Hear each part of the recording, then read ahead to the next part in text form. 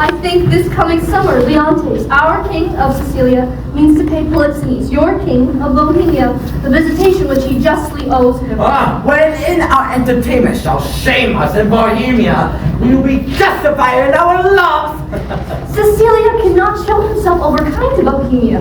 They were trained together in their childhood, and they are rooted betwixt them, and such an affection which cannot branch now. I don't think there is in the world either malice or matter to alter it.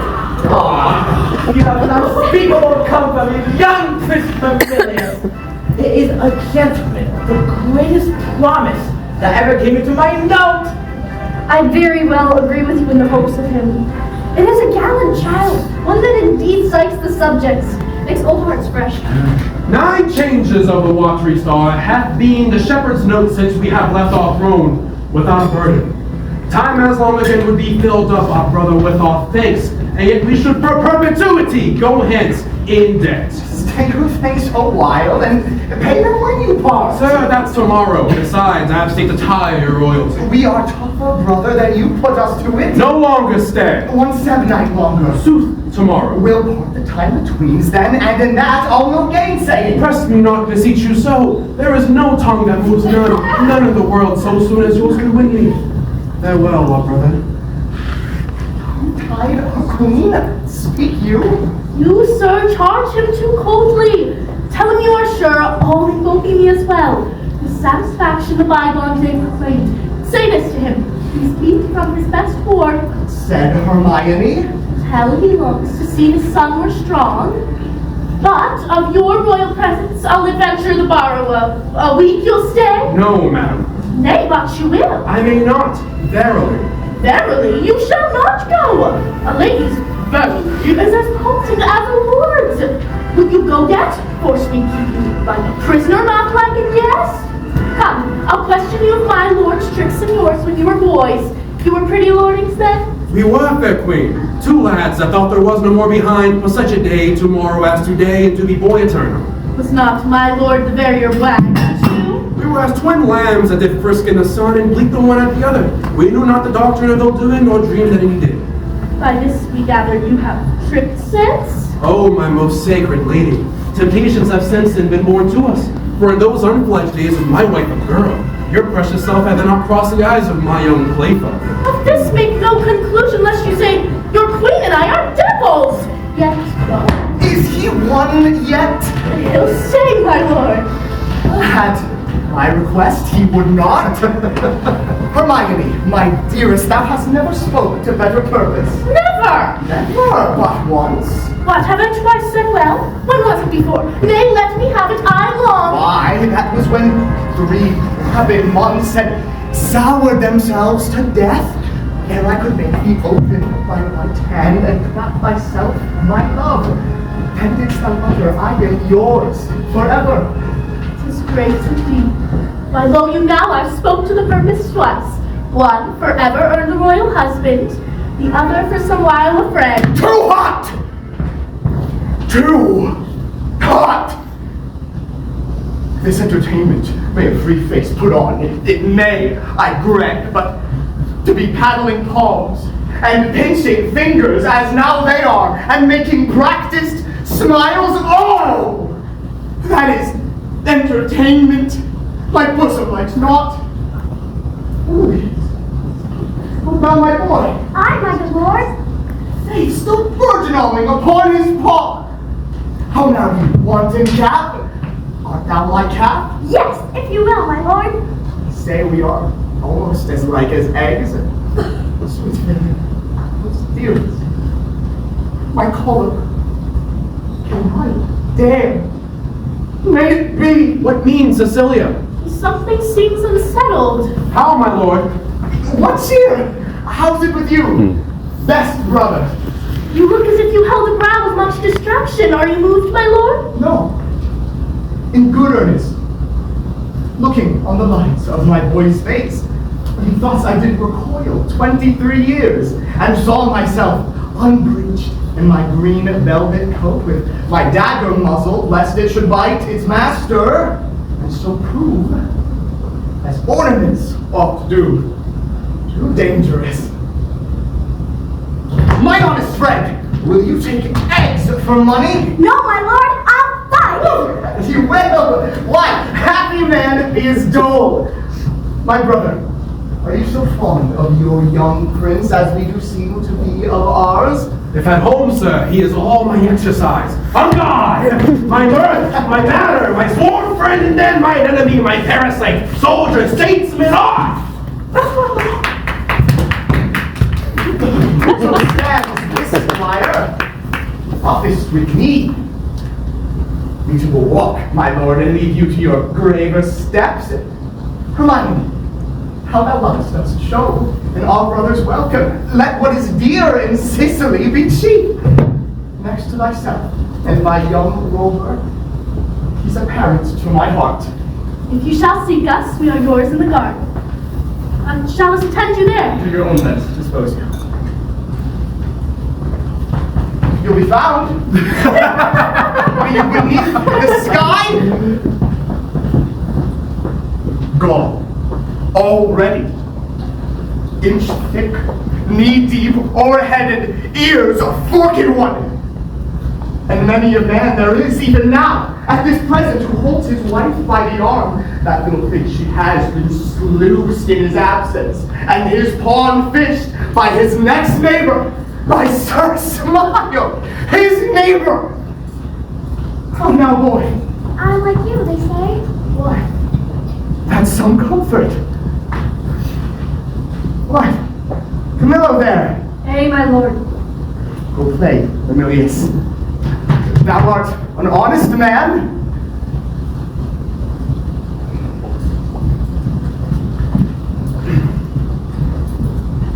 Camilla, this great sir will yet stay longer. You had much ado to make his anchor hold. When you cast out, it still came home. How came it, Camillo, that he did stay At the good queen's entreaty. at the Queen's? Be it good should be pertinent, but so it is. It is not. Was this taken by any understanding pate of thine? Lower messes, perchance, are to this business purblind? Say. Business, my lord. I think most understand Bohemia stays here longer. Huh? Stays here. Longer? Aye, but why? To satisfy your highness in the entreaties of our most gracious mistress. Satisfy? The entreaties of your mistress? Satisfy! Let that suffice! I have trusted thee, Camilla, with all things nearest to my heart. But we have been deceived in thy integrity, deceived in that which seems so. My gracious lord, I may be negligent, foolish, and fearful. In every one of these no man is free. But beseech your grace, be plainer with me. Let me know my trespass by its own visage. If I then deny it, 'tis none of mine. You want to scheme, Camillo, but that's past doubt. You have, or your eyeglass is thicker than a cuckold's horn, or heard. For to a vision so apparent, rumor cannot be mute, or thought. For computation resides not in that man that does not think my wife is slippery. I would not be stand your by to hear my sovereign mistress' clouded soul without my present vengeance taken. Is whispering nothing? Leaning cheek to cheek? Kissing with inside lip? Is this nothing? What in the world and all that's in it is nothing? The covering sky, nothing? Bohemia, nothing? My wife, nothing! Nor nothing have these nothings if this be nothing! Were her life as infected as her liver, she would not live the running of one glass! Who does infect her? Why, he that wears her like a medal hanging about his neck! Bohemia! Were I had servants true about me, they would do that which should undo more doing. I, and thou his cupbearer, mightest despise a cup to give mine enemy a lasting wink, which draught to me were cordial. My lord, I could do this, and that with no rash potion, but Make that my question and go rot! Dost think I am so muddy, so unsettled to appoint myself in this vexation, to sully the purity and whiteness of my sheets? Give scandal to the blood of the prince, my son, whom I do think is mine and love as mine without right moving to it? Would I do this? sir, I believe you. I must believe you, and will fetch off Bohemia. For it, provided that when he is removed, you will take back the queen, as yours at first. Now thus advise me, even as I my own course have set down. I'll give no blemish to her honor, none. I will seem friendly.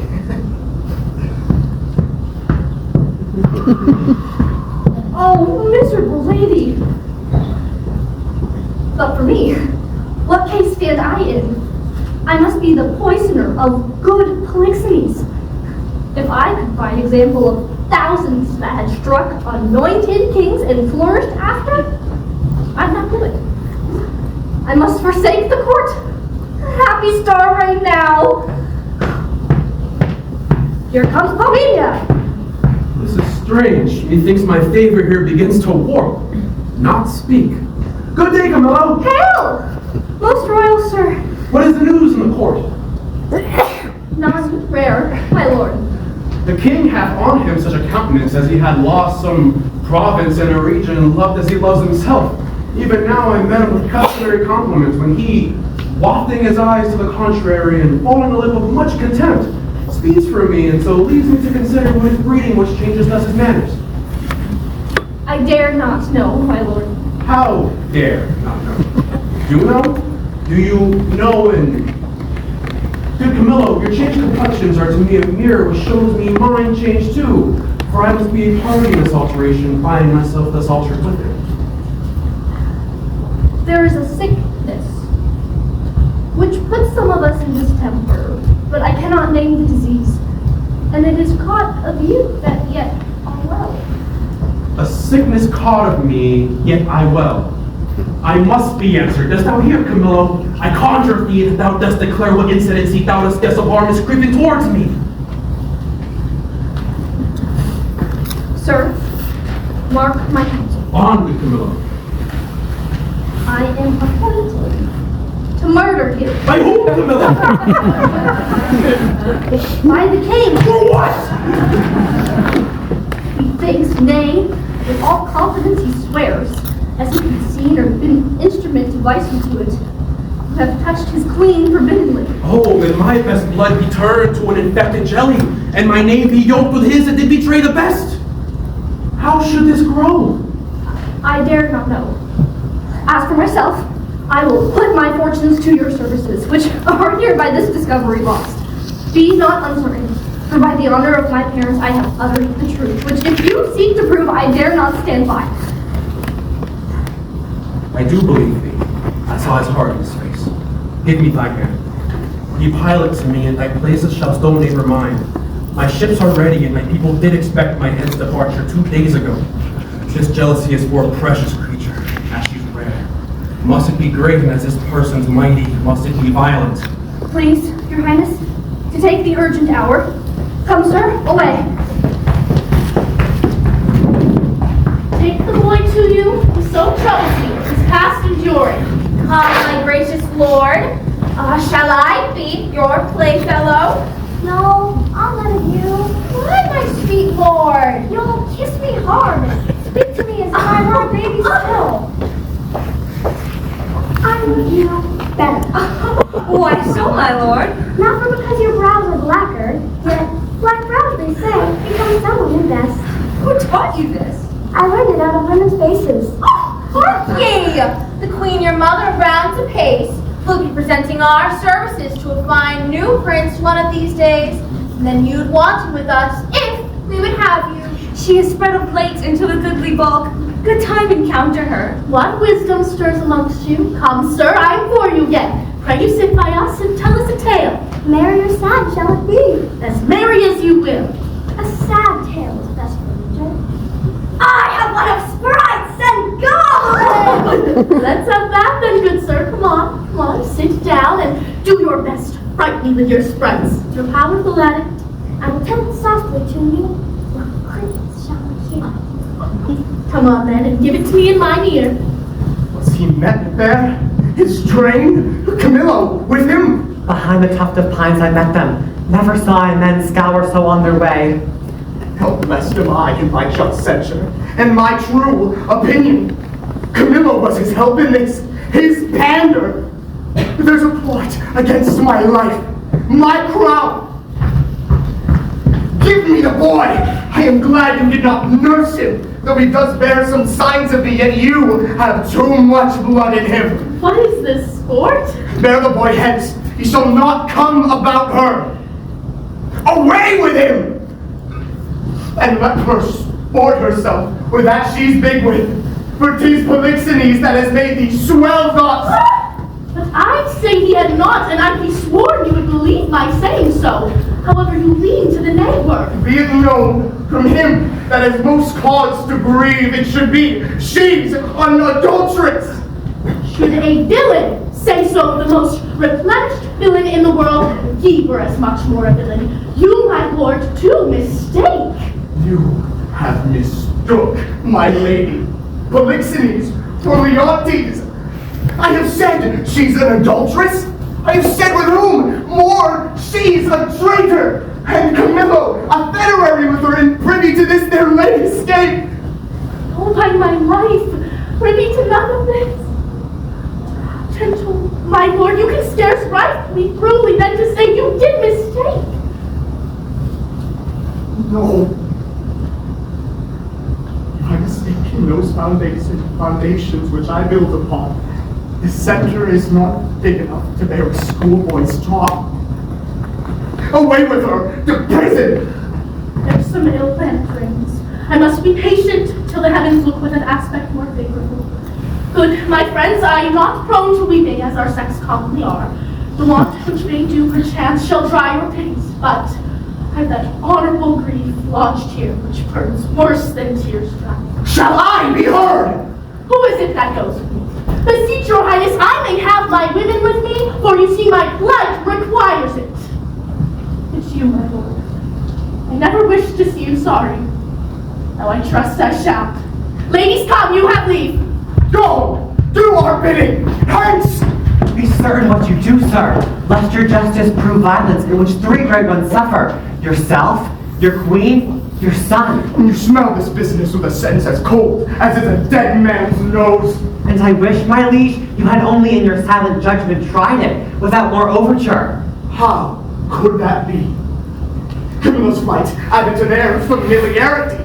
Yet, for a greater confirmation, or an act of this importance were most hideous, to be wild, I have dispatched in post to sacred Delphos, Apollo's temple, Diomedes and Dion, whom you know of stopped sufficiency. Together they will bring all from the oracle, whose spiritual counsel shall stop me or spur me. Have I done well? Well done, my lord. No, I am satisfied and need no more than what I know. Yet shall the oracle give rest to the minds of others. So if we thought it good from our free person she should be confined, lest that the treachery of the 2 fled hence be left her to perform. Come, follow us. We are to speak in public. This business will raise us all. To laughter, as I take it, if the good truth were known.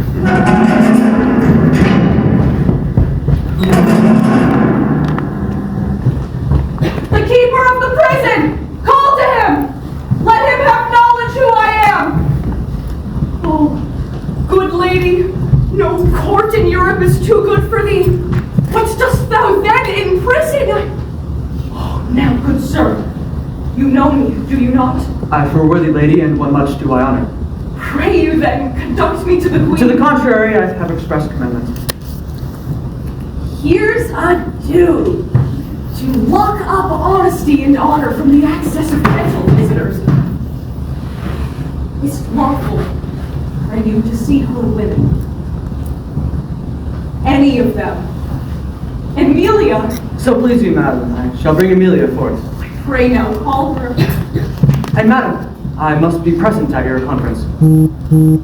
Well, be it so.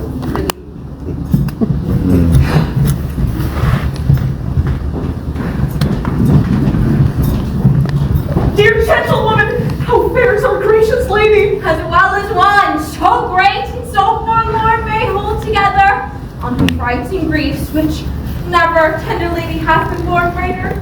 She is something before her time delivered. A boy, a daughter, and a goodly babe, lusty, and like to live.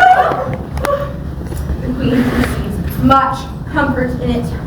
Says, my poor prisoner, I am innocent as you. I dare be sworn.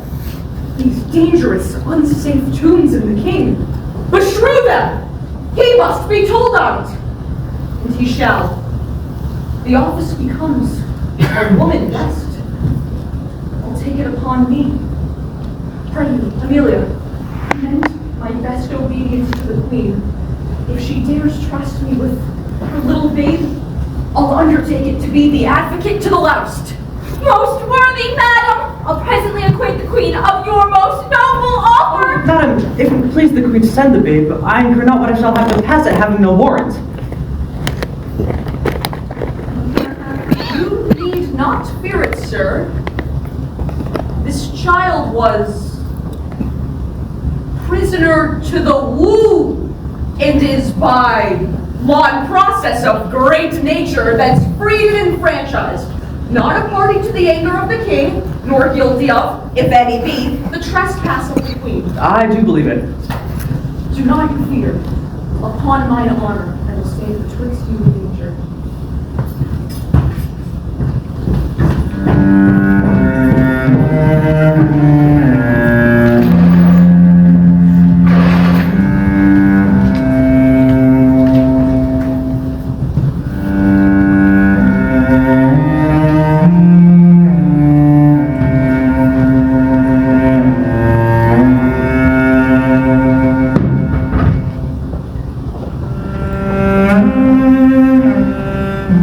Nor night, nor day, no rest. It is but weakness to bear the matter thus. Mere weakness. If the cause were not in being part of the cause, she, the adulteress, for the harlot king is quite beyond mine arm. Who's there? My lord, How is the boy? he took good rest tonight. 'Tis hoped his sickness is discharged. Yes, he is no wound, conceiving the dishonor of his mother. He straight drooped, declined, took it deeply, and downright languished. Leave me so. Go, see how he fares. Fine, fine. No thought of him. Let him be until a time may serve for present vengeance. Take it on her. You must not enter. Nay, rather, good my lord, be second to me. Fear you his tyrannous passion more? Alas, than the queen's life, a gracious, innocent soul more free than he is jealous. That's enough, madam. He hath not slept tonight. Commanded none should come at him. Not so hot, good sir. I do come with words as medicinal as true, honest as either, to purge him of that humor that presses him from sleep. What noise there? No noise, my lord, but needful conference about some gossips for your highness. How? Away with an audacious lady! Antigonus, I charge thee that she should not come about me. I knew she would. Good my lord, and I beseech you hear me, who professes myself your loyal servant, your physician. I say I come from your good queen. Good queen? Good queen, my lord, good queen, I say, good queen. And would by combat make her good, so were I a man, the worst about you. Force her hence. Let him that makes but trifles of his eyes first hand me. On mine own accord, I'll off. But first, I'll do my errand. The good queen, for she is good, hath brought you forth a daughter. Here 'tis. Commence it to your blessing. Out! A most intelligencing bawd! Not so. A nest of traitors! I am none by this good light. Nor I, nor any, but one that's here, and that's himself. This brat is none of mine! It is yours. Behold, my lords.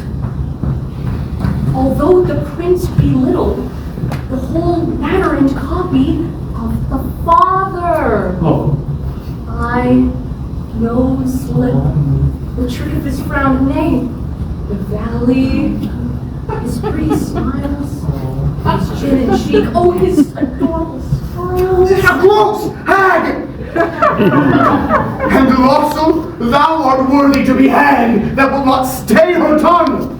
Hang all the husbands that cannot do that feat. You'll leave yourself hardly one subject. Oh, have he burnt! I care not! It is a heretic that makes the fire, not she which burns in it. I'll not call you tyrant, but this most cruel usage of your queen, not able to produce more accusation than your own weak-hinged fancy. And your allegiance out of the chamber with her. Were I a tyrant, where were her life? I pray you, do not push me. I'll be gone.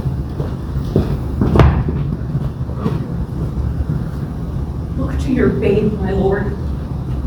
'Tis yours. Jove sends her a better guiding spirit. What needs these hands? So. Farewell. We are gone.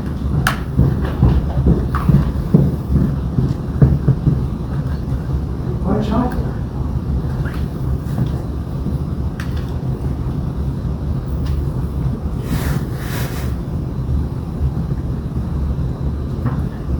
Away with it! Even now that is the heart so tender over it. Take it hence! Go, take it to the fire, for thou settest on thy wife! I did not, sir. This lord, my noble fellow, if he please, can clear me in it. I can, my royalty. She is not guilty of her coming hither. Liars! All Beseech your highness, do give us better credit. We have always truly served you and beseech so to esteem of us. On our knees we beg, as recompense of our dear services past and to come, that you do change this purpose, which being so horrible, so bloody, must lead on to some foul issue. I am feather for each wind that blows. Shall I live on to see this bastard kneel and call me father? Better burn it now than curse it then! What be it? Let it live. It shall not neither! What will you adventure to save this brat's life? Anything, my lord, that my abilities may undergo and nobleness impose, I'll pawn the little blood which I have left to save the innocent. Anything possible. It shall be possible. Swear thou wilt perform my bidding. I will, my lord. Perform it. Seest thou? We enjoin thee, as thou liegeman to us, that thou carry this female bastard hence, and that thou bear it to some remote and desert place quite out of our dominions, and that there thou leave it without more mercy to its own protection and favor of the climate, and do in justice charge thee on thy soul's peril and thy body's torture, that thou commend it strangely to some place where chance may nurse or end it. Take it up. I swear to do this, though a present death had been more merciful. Come, poor babe. Some powerful spirit instruct the kites and ravens to be thy nurses. Poor thing, condemned to loss. No, I will not rear another's issue. Please, your highness, hosts of those sent to the oracle are come an hour since. Cleomenes and Dion, being well arrived from Delphos, are both landed, hasting to the court. So please your grace, their speed hath been beyond account. Prepare you all. Summon a session that we may arraign our most disloyal lady. For as she hath been publicly accused, so shall she have a just and open trial.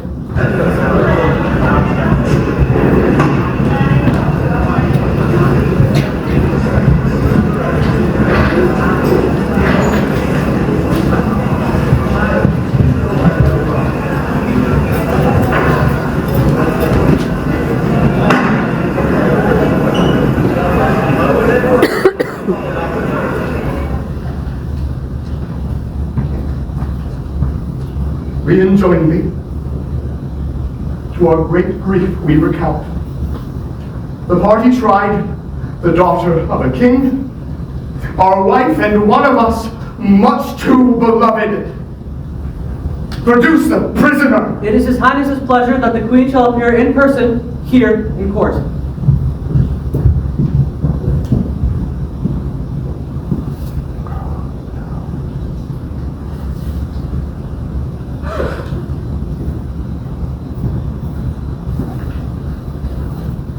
Read the indictment.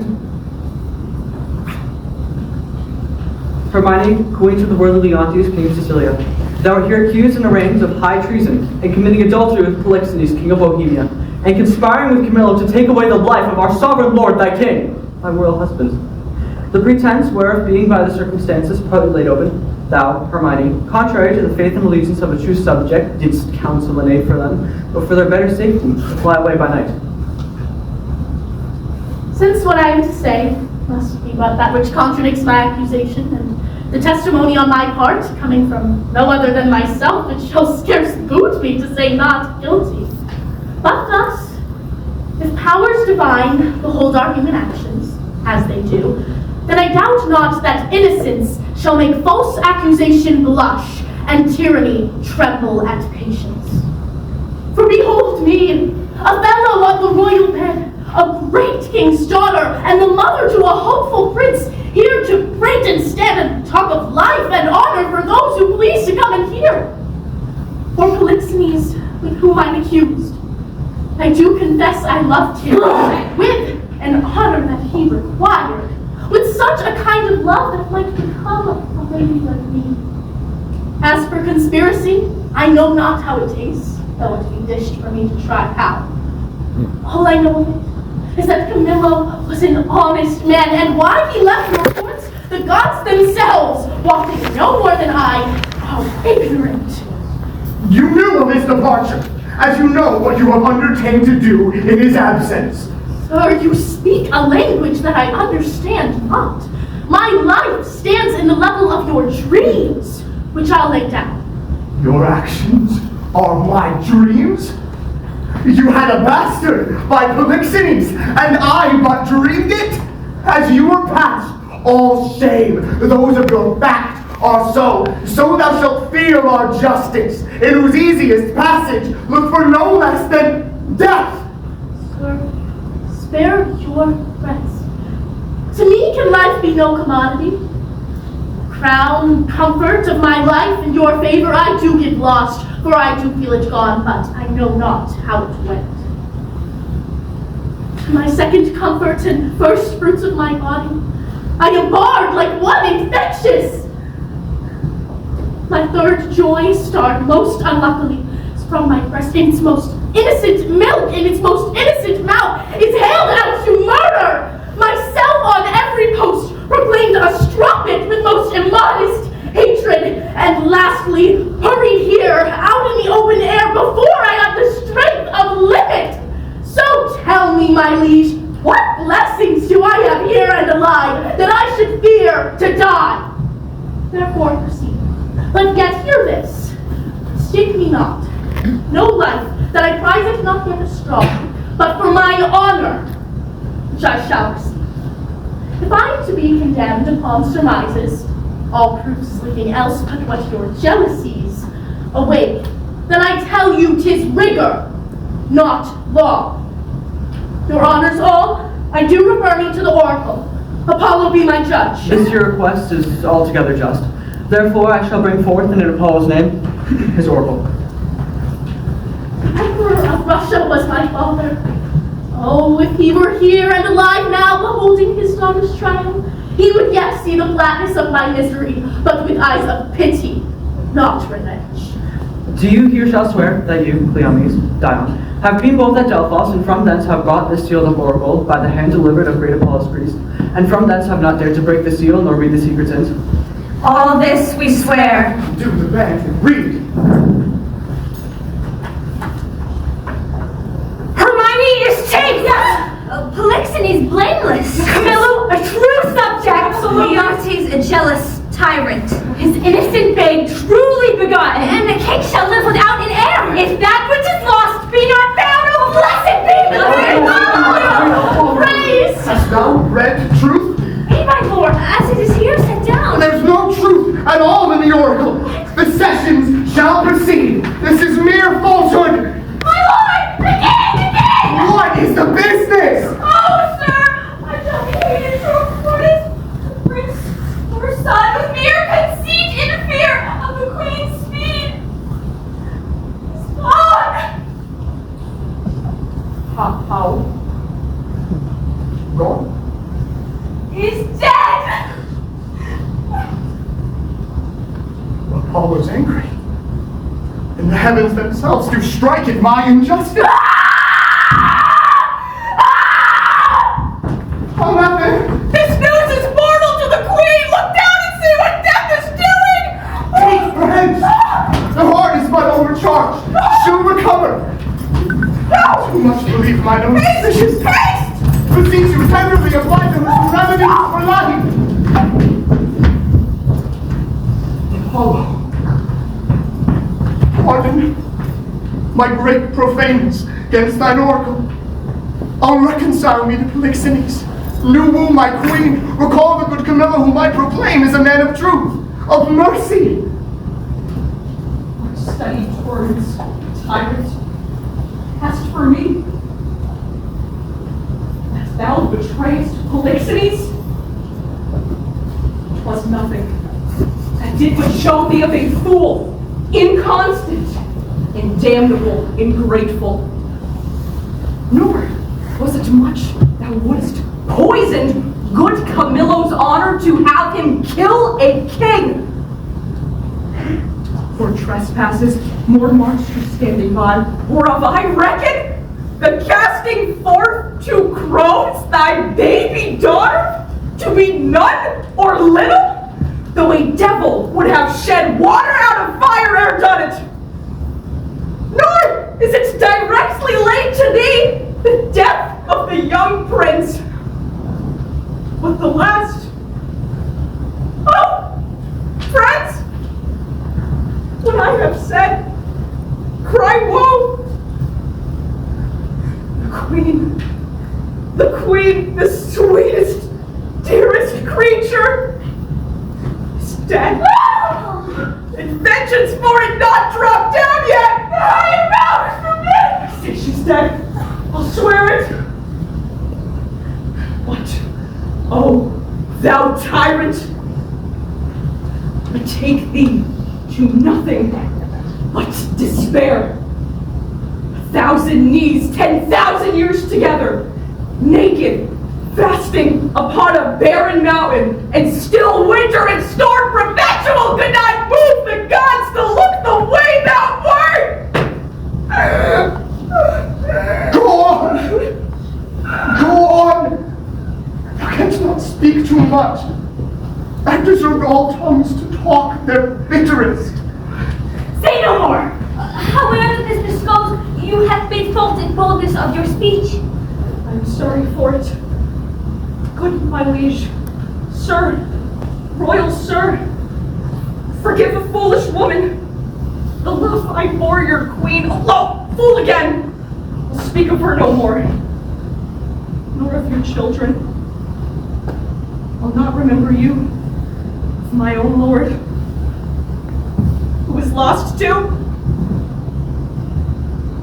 Take your patience to you, and I'll say nothing.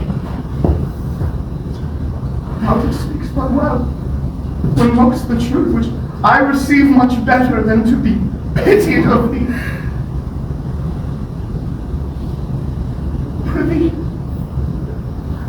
me to the dead bodies of my queen and son.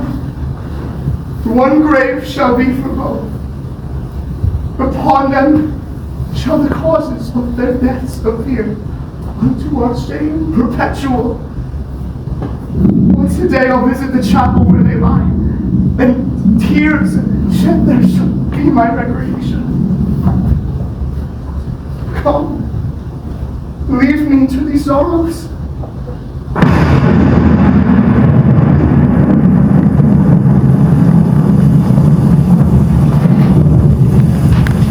Perfect then.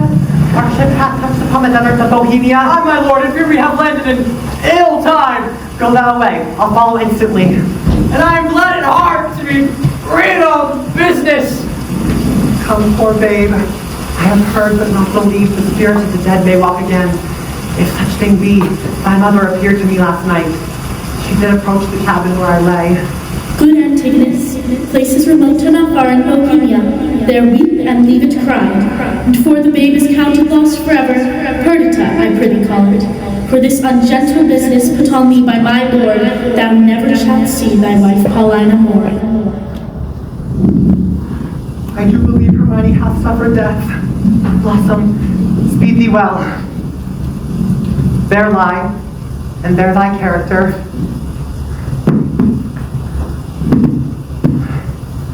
There these, which if fortune please, both breed thee pretty and still rest thine. The storm rages. Farewell, the day frowns more and more. Thou art like to have a lullaby too rough.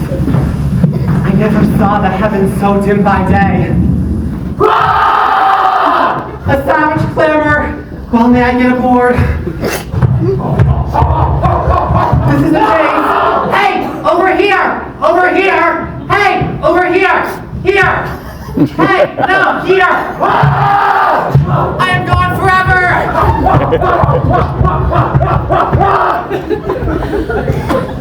Yum, yum, yum!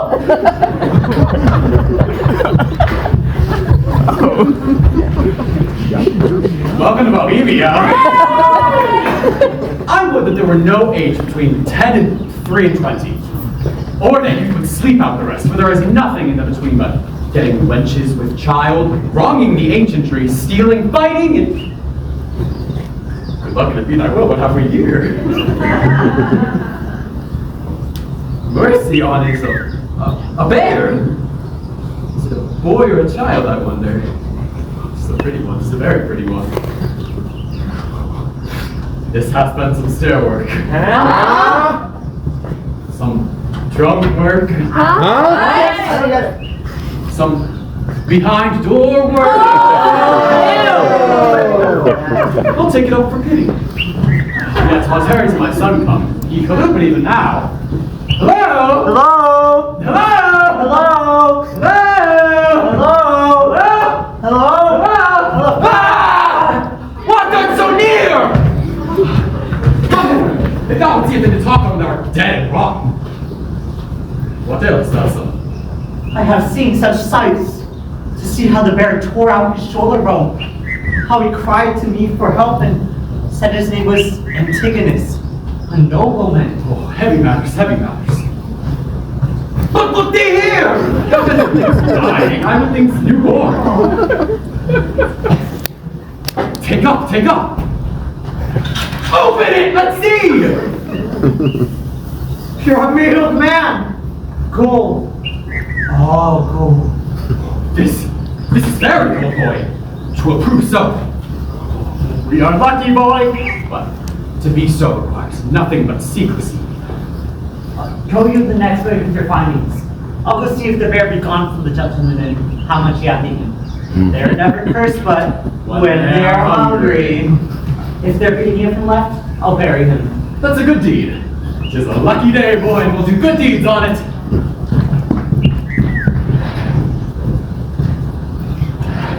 I that please some, try all, both joy and terror of good and bad, that makes and unfolds error, now take upon me in the name of time. Imputed on a crime, to me or my swift passage that I slide, or 16 years, and leave the growth untried of that wide gap. I witness to the times that brought them in. Your patience thus allowing, I turn my glass and give my scene such growing as you had slept between. Leontes leaving, the effects of his fond jealousies so grieving that he shuts up himself.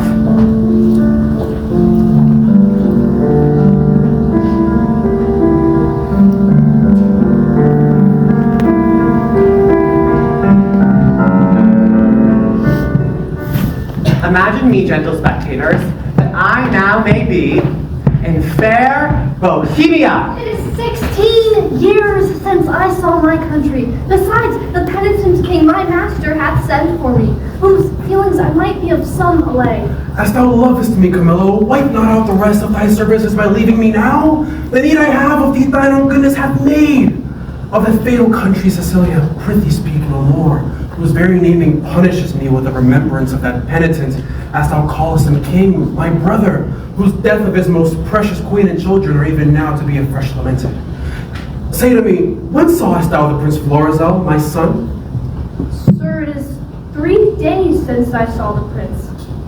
I have missingly noted he is of late much retired from the court, and less frequent to his princely exercises than formerly he hath appeared. I have considered so much, Camillo, and with some care so far, that I have eyes under my service which look upon his removedness, from whom I have this intelligence that he is seldom from the house of a most homely shepherd, a man, they say, that from very nothing, and beyond the imagination of his neighbors, has grown into an unspeakable estate. I have heard, sir, of such a man, with a daughter of most rare note.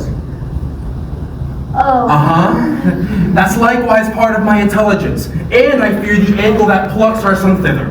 Thou shalt accompany us to the place where we will, not appearing what we are, have some question with the shepherd.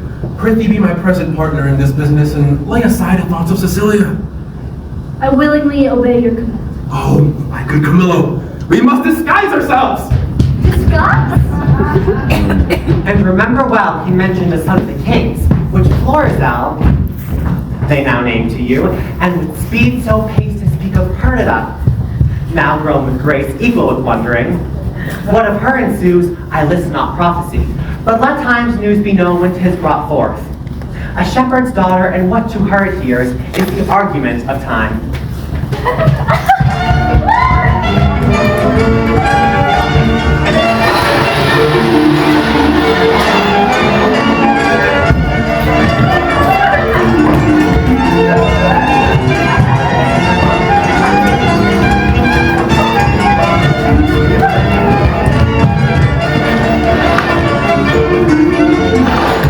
Aren't they cute?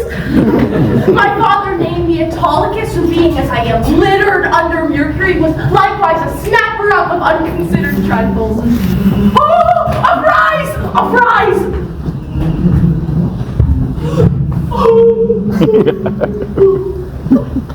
Let me see. What am I to buy for a sheep shearing feast? 3 pounds of sugar, 5 pounds of currants. Rice? What would this sister of mine do with rice?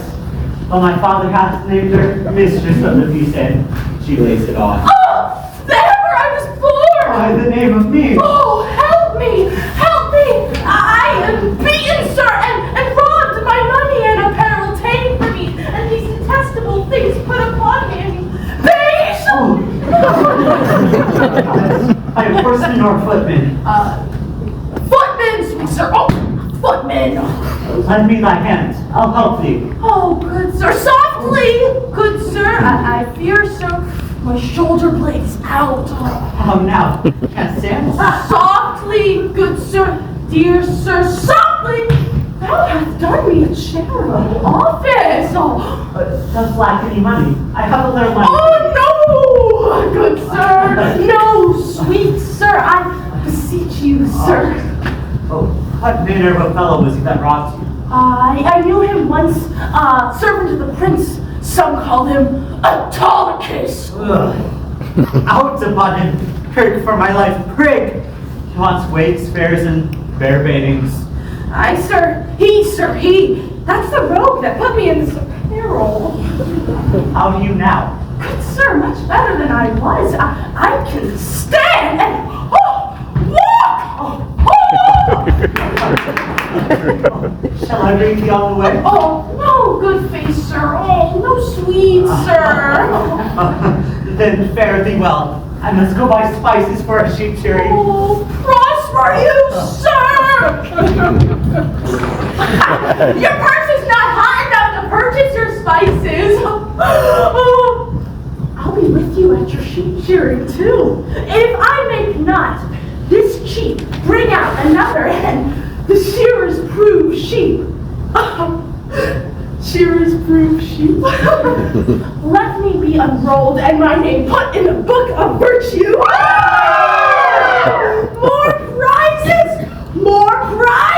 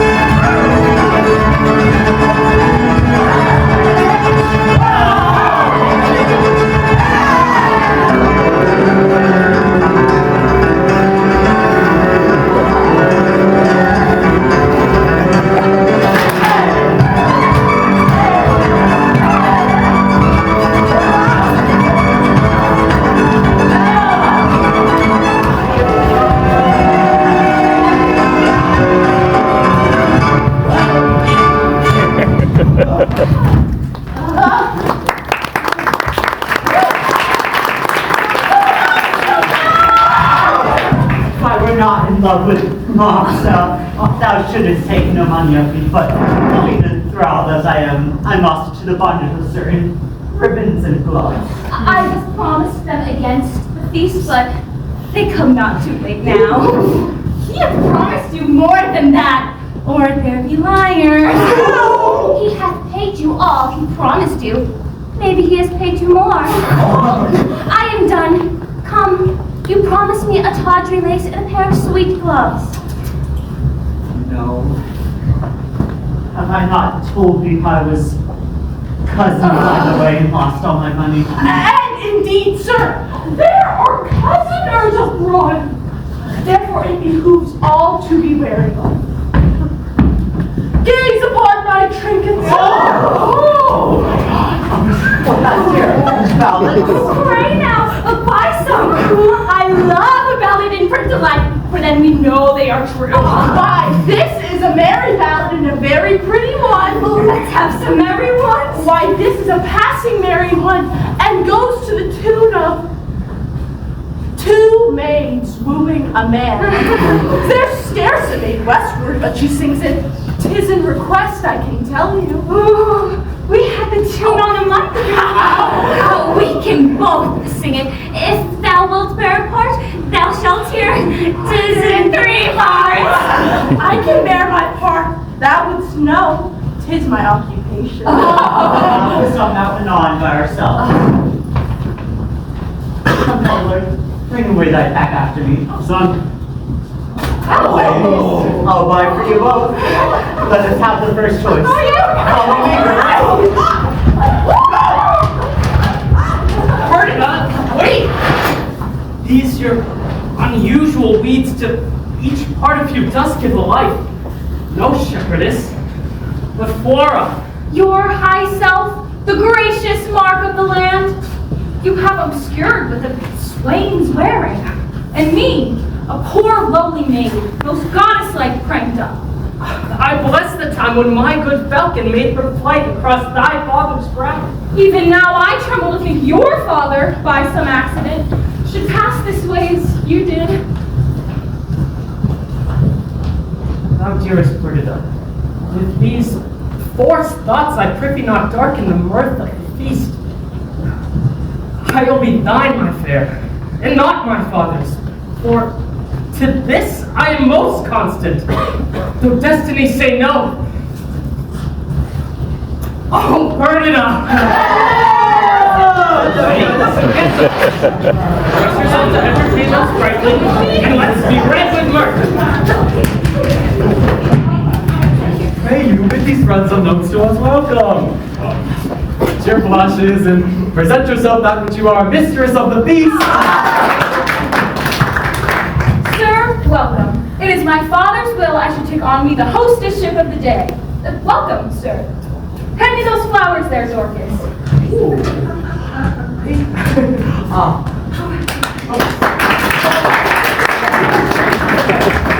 Reverend sirs, for you there's rosemary and rue.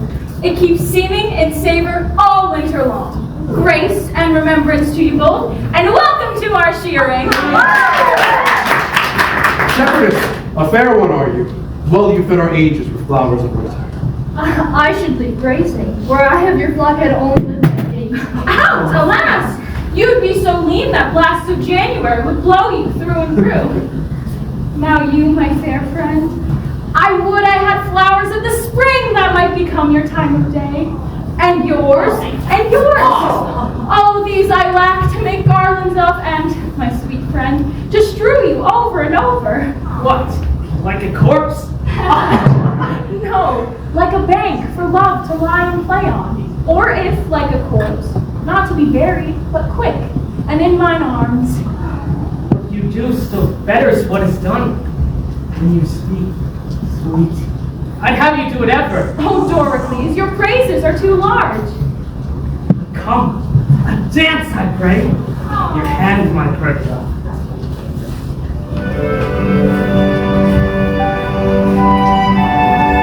This is the prettiest low-born lass that ever ran on the greensward. Nothing she does or seems smacks of something greater than herself. Too noble for this place. He tells her something that makes her well look out. Pray, good shepherd. What fair swain is this which dances with your daughter? They call him Doricles. He says he loves my daughter, and I think so too. And to be plain, I think there be not half a kiss to choose who loves another best. She dances featly. So she does anything. If young Doricles you let on her, she shall bring him that which he not dreams of. Is it not too far gone? 'Tis time to part them. He's simple and tells much. How now, fair shepherd? Your heart seems to be filled with something which takes your mind from feasting. Sooth, when I was young and was handed love as you do now, I was wont to load my sheet with gnats. Old sir, I know she prizes not such trifles as these are. The kiss she looks from me are packed and locked up in my heart, which I've given already. But not delivered. Oh, hear me breathe my life before this ancient sir, which sometime loved thy hand. Let me hear what you profess. Do and be witness to it. And this my neighbor too. And he, and more than he, the earth, the heavens, and all, that I would crown the most imperial monarch. I would not prize it without her love. Fairly offered. This shows a sound affection. But, my daughter, say you the like to him? I cannot speak so well, no, nothing so well, nor mean better. By the pattern of mine own thoughts, I cut out the purity of his. Take hands, a bargain! And you, friends and notes, shall bear witness to it. I shall give my daughter to him and make her portion equal his. But come, contract us for these witnesses. Come, your hand, daughter yours. Soft sway, a while. Beseech you, have you a father? I do, but what of him? Methinks the father's at the nuptial of a son of guest. That best becomes a table. Pray you once more. Is not your father grown incapable of reasonable affairs? No, good sir. Let him know it. He shall not. Then he let him. No, he must not. Let him, my son. He shall not need to grieve at knowing of thy joys. Come, come, he must not. Mark our contract. You are divorced, young sir! Whom sir I dare not call! Thou art too base to be acknowledged! Thou, old traitor, I am sorry that by hanging thee I can but shorten thy life 1 week. And thou, fresh piece of excellent witchcraft, whom a force must know the royal fool thou come to it! Oh, my heart! Or thee, fond boy, if ever I may know thou dost but sigh that thou no more shalt see this knack, as never I may know thou, I will bar thee from succession! Follow us to the court! Thou, Charles, though full of our displeasure, yet we free thee from the death blow of it. And you, enchantment, if ever hadst henceforth thou group his body with thine embraces. I will devise a death so cruel for thee as thou art underdone! Even here I'm done. I was not much feared, for once or twice I was about to speak and tell him plainly. The self-same sun that shines upon his court hides not his visage from our cottage, but looks on alike. Will it please you, sir, be gone? I told you what would come of this. Beseech you, of your state take care. This dream of mine, being now awake, I'll queen an inch no farther, but milk my ewes and weep. How now, father? Speak your diest. I cannot speak, nor think, nor dare to know that which I know. Oh, sir! Some hangman must now put on my shroud and lay me where no priest shovels in dust. Cursed wretch! That knew this was the prince? Then what is adventure to mingle faith with him?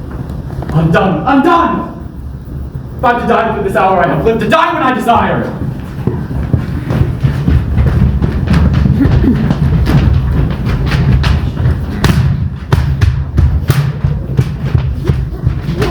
Why look you so unfinding? I am but sorry, not fear. Delayed, but nothing altered. Gracious, my lord, you know your father's temper, and until the fury of his highness settle, come not before him. And not purpose it, I think. Camillo? Even he, my lord. How often have I told you it would be thus? He cannot feel but by the violation of my faith. Lift up thy looks. For my succession, wipe me, father! I am heir to my affection. Be advised. I pray you, as you have ever been my father's honored friend, when he shall miss me, let him be. I mean not to seek him anymore. Cast your good counsels upon his passion, as you may know and so deliver. I am put to sea with her who here I cannot hold on shore, and most opportune to our need, I have a vessel, rides fast by, but not prepared for this design. Hark, Ferdinand, I'll hear you by and by. He's irremovable. Resolved for flight. Now were I happy if I could serve my turn. Save him from danger. Do him love and honor.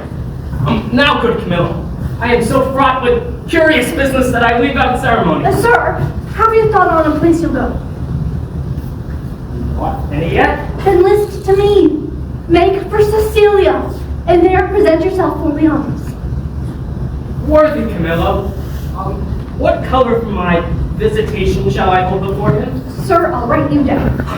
Fortune speed us. Thus we set on. Camillo, to the seaside! The swifter speed, the better. I understand the business! I hear it. To have an open ear, a quick eye, a nimble hand is necessary for a cut purse. Oh, a good nose is requisite also, to smell out work for the other senses. Father? No, son, no! Oh, side, here's more matter for a hot brain. Oh, my father! Father, there's no other way but to tell the king he's a changeling and a pure flesh and blood. Costume mishap. How now? Whither are you bound? To the palace! Is it like your worship? Oh, age, thou hast lost thy labor. Why? Sir? Because the king is not at the palace. He has gone aboard a new ship to purge melancholy and air himself. For, if thou beest capable of these things, thou wouldst know the king is full of grief. So 'tis said, sir, that his son should marry a shepherd's daughter. If that shepherd be not in handfast, let him fly. The tortures he shall have, the curses he shall bear, would break the back of man, the art of monster. Has the old man e'er a son, sir? Do you hear aids like you, sir? Oh, he has a son who shall be flayed alive and anointed over with honey and set on the head of a wasp's nest. Tell me, for you seem to be honest, plain men, what brings you to the king, being something gently considered, I'll bring you where he is aboard, tender your persons to his presence, whisper him in your behalf. He seems to be of great authority. Closer than gold. Remember? Tortured and flayed alive. And it please you, sir, do you want to take this business for us? Here is the gold that I have.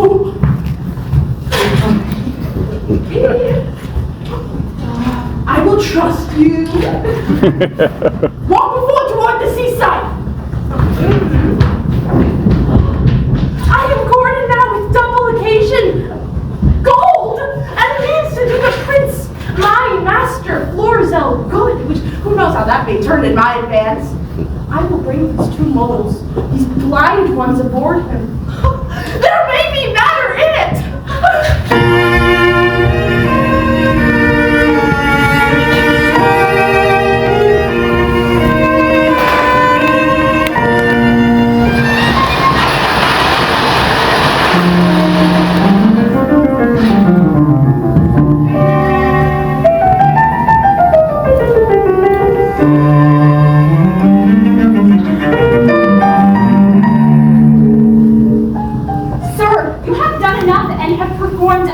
Like sorrow.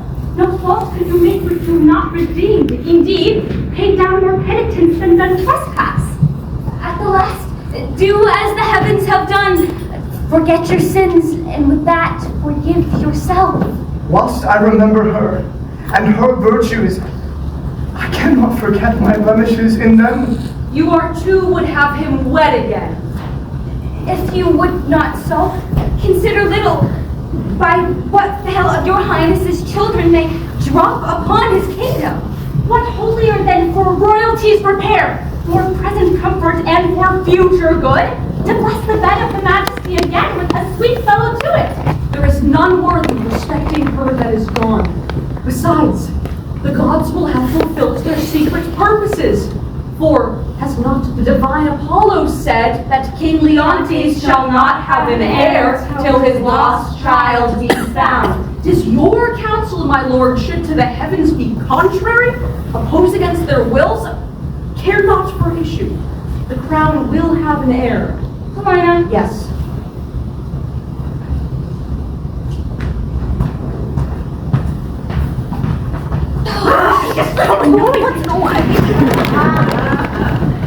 Good Paulina, I'll have no wife. I'll have no wife, Paulina. Will you swear never to marry, but by my free leave? Never, Paulina. So be blessed, my spirit. Yet, if my lord will, if you will, sir, no remedy, but you will, give me the office to choose you a queen. My true Paulina, we shall not marry till thou biddest us. One that gives out himself Prince Florizel, son of Polixenes, with his princess, she the fairest I have yet beheld, desires access to your high presence. His princess, say you with him? Aye, she the most peerless piece of earth, I think, the air the sun shone bright on.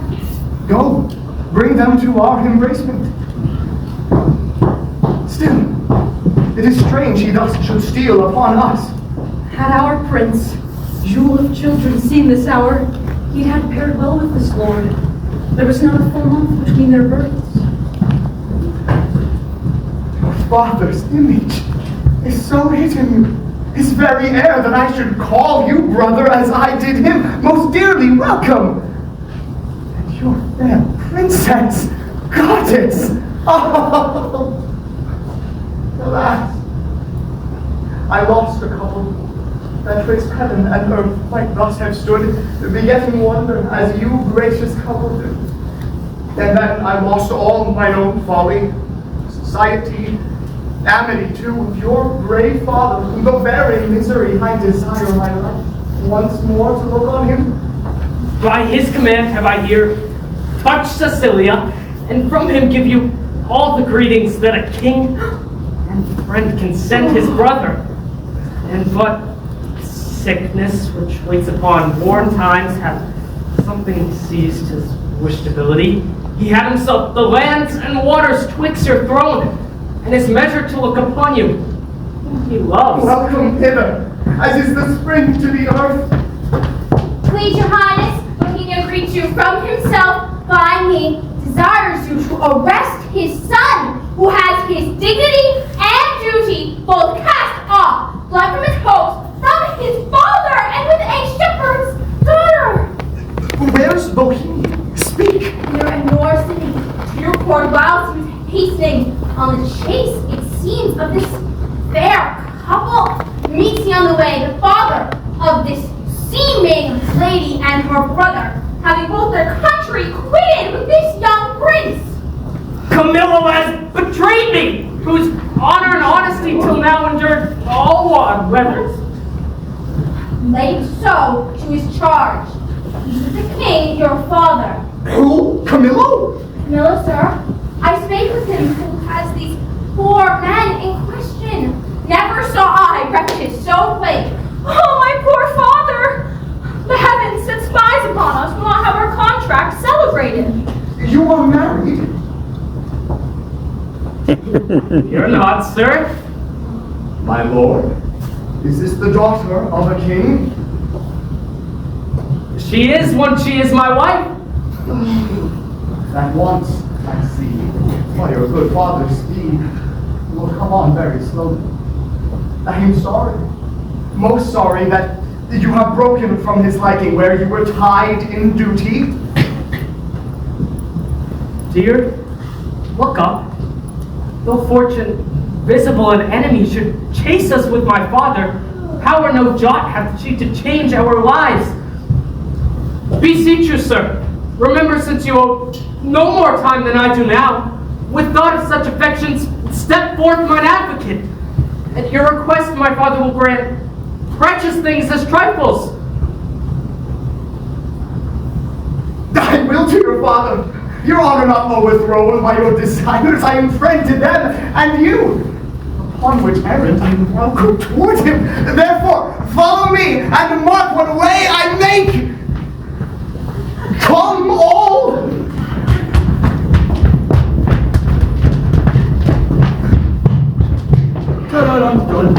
Here come those I have done good to against my will, and already appearing in the blossoms of their fortunes. Come, boy, I am past more children, but thy sons and daughters will all be gentlemen born. Friends! You're well met, sir. See you.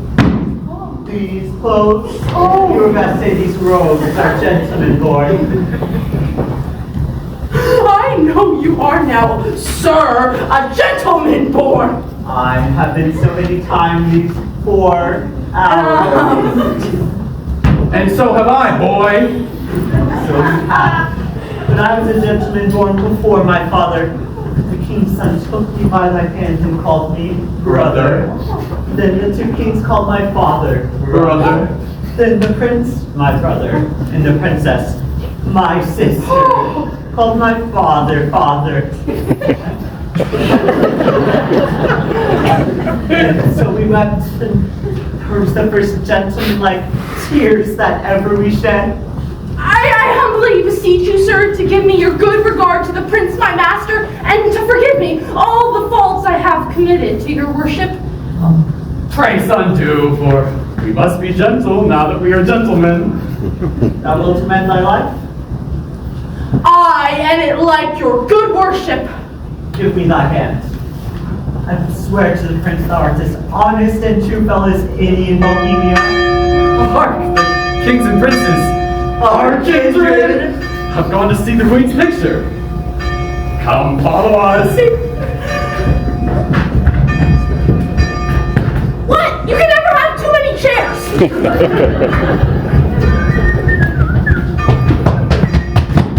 We wish you, sir! Were you present at this relation? I made broken delivery of the business, but the changes I perceived in the king and Camilla were very notes of admiration. They seemed to almost staring on to one another to see the cases of their eyes. And the oracle is fulfilled. The king's daughter is found. The mantle of Queen Hermione, her jewel about the neck of it, the letters have been taken found with it, and many other evidence will claim it, the king's daughter. Did you see the meeting of the two? No! Oh, there might behold one joy crown another. So in such matter it seems so wet to take leave of them. For their joy waited and tears! Why are they returned to the court? Now, there might have behold dinner with all greetings of affection on their garden. There, they themselves. Why then let's tither and with our company feast and rejoicing!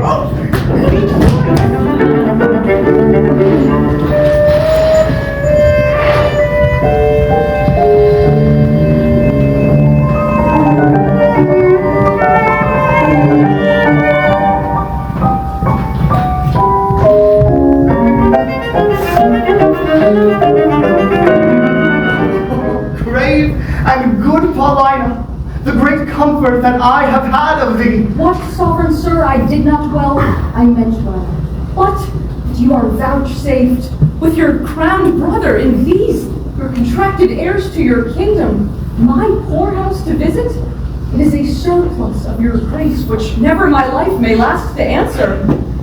Your gallery have we passed through, not without much content in many singularities. But we saw not that which my daughter came to look on, the statue of her mother.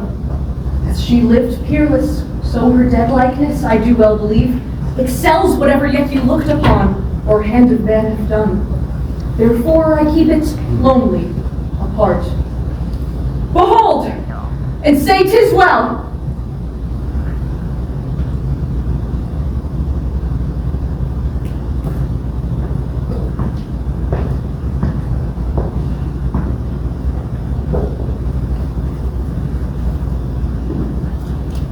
Like your silence, the more shows off your wonder. But yet speak, first you, my liege, comes it not something near? Natural posture. But yet, Paulina, Hermione was never so much wrinkled, nothing so ancient as this seems. So much the more our carver's excellence, which lets go by some 16 years, and makes her as she lived now. As now she might have done. So much to my good comfort as it is now piercing to my soul. I am ashamed. Does not the stone rebuke me for being more stone than it? Oh, royal peace, there's magic in thy majesty which has my evils conjured through remembrance. And from thy admiring daughter took the spirits, standing like stone with thee. And give me leave, and do not say 'tis superstition that I kneel and implore her blessing. Lady, dear queen that ended when I but began, give me that hand of yours to kiss. Oh, patience! The statue is but newly fixed, the color's not dry. My lord, your sorrow is too sore laid on, which 16 winters cannot blow away, so many summers dry. Dear my brother, let him that was the cause of this have the power to take off so much grief from you as it will peace up in himself. Indeed, my lord, if I had thought the sight of my poor image would thus have wrought you, for the stone is mine, I'd not have showed it.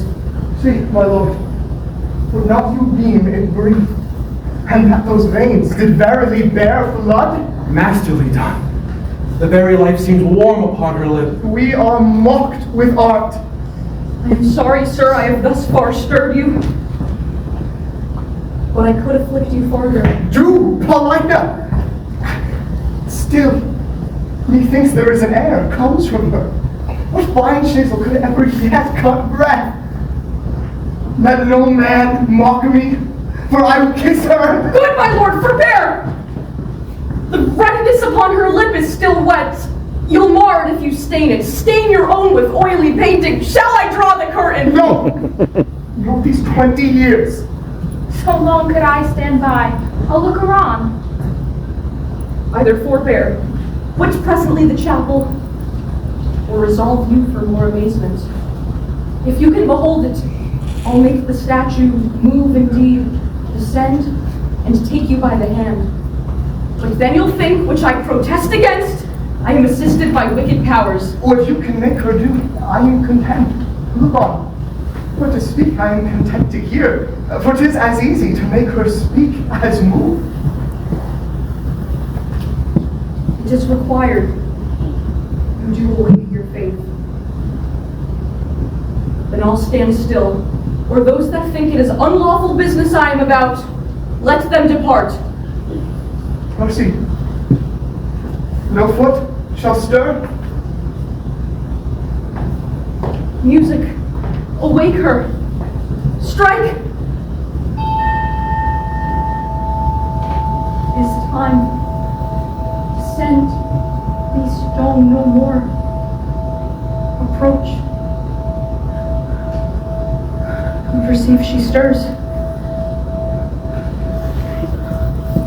Start not. Her action shall be holy as you hear my spell is lawful. Do not shun her until you see her die again, for then you kill her double. Nay, present your hand. When she was young, you wooed her. Now in age, is she become the suitor?